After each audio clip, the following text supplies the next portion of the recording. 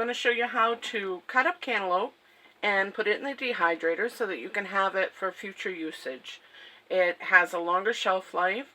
It's wonderful eaten the way it is, or you can add it into cakes, muffins, anything of that sort. I'm not going to cut this one because I actually already have a bowl that I've cut up, but you would just cut this in half and then peel all the peels off and turn it into wedges like I have here. And then we're going to cut these wedges. I just use a knife to do it, but there are mandolins and other cutting devices.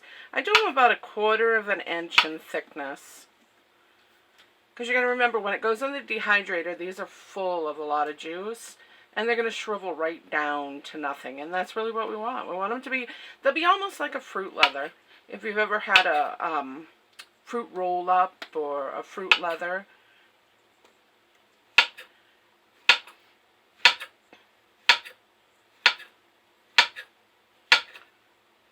there, and that's all I'll do. I just continue and I'll do this, and then we'll put them inside the dehydrator and let it cook over, or dehydrate. It's not really cooking, it's warming and pulling all the moisture out. You can also do this in an oven, in a low setted oven. Put it on 200, and just, well, depending on your oven, you want the temperature to literally be 200 in the oven. Don't just turn your dial to 200.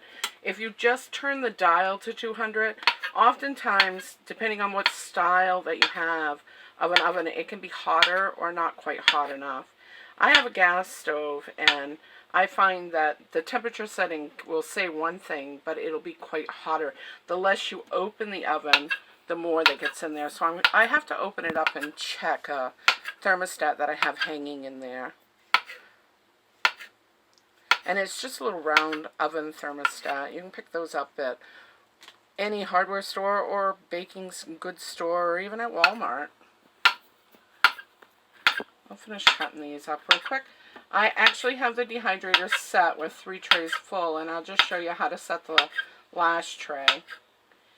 And then we'll come back after it's all dehydrated. I'll turn this on, and 10 to 12 hours later, it'll be ready. You can tell when it's ready. I'll show you once it gets going and gets into it. I'll stop it and show you how you can tell when it's not ready, and then when it's completed, what it should really be like.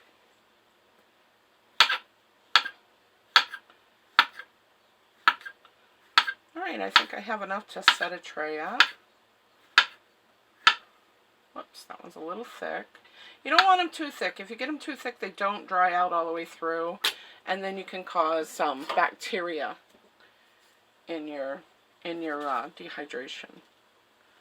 And I still have the old school dehydrator. I have 3 of them, and I absolutely love them. I say if it ain't broken and it's useful, then keep using it. I happened to pick these up at an auction for little to nothing. I think I paid $5 for the box lot, and it had 3 dehydrators in it. Score! A lot of your thrift stores, you can find them in. A lot of people have moved on to the bigger ones that have sliding trays. I would too if I didn't have one, you know, and I was out looking, I guess, but if I can find something like this that's still useful, I'm going to use it. It's energy efficient, no different than the others, and very productive. So, now that the tray is almost full, I like to tuck them as tight as I can. They're going to shrivel up and shrink, and, you know, everybody has their own way of doing this.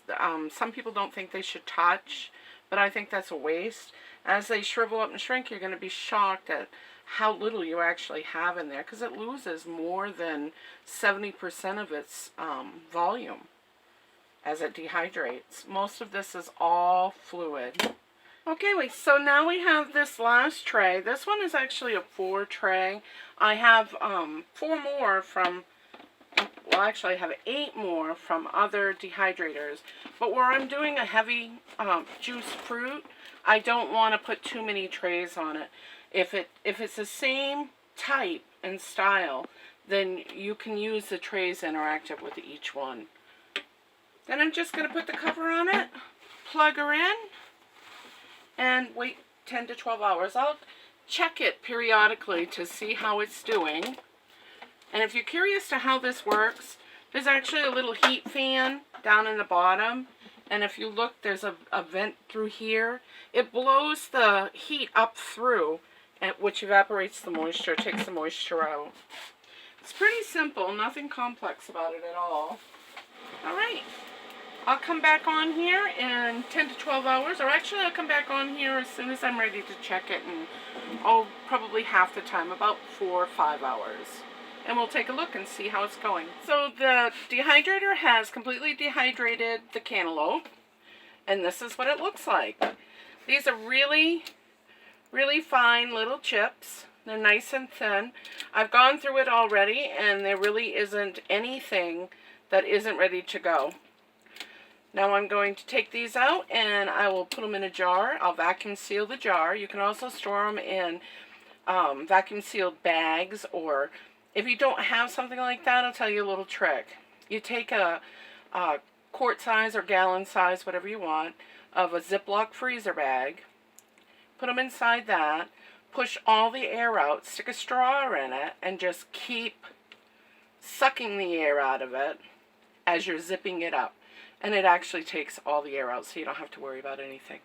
But another little tip, these aren't going to last very long. They're really yummy. When they dehydrate down, all that rich flavor that cantaloupe has and the sweetness goes right into them. So they're going to get eaten up really fast. Well, if you haven't subscribed yet, go ahead and hit the subscription button. And don't forget to give me a thumbs up. I'll catch you in the next video. Thanks.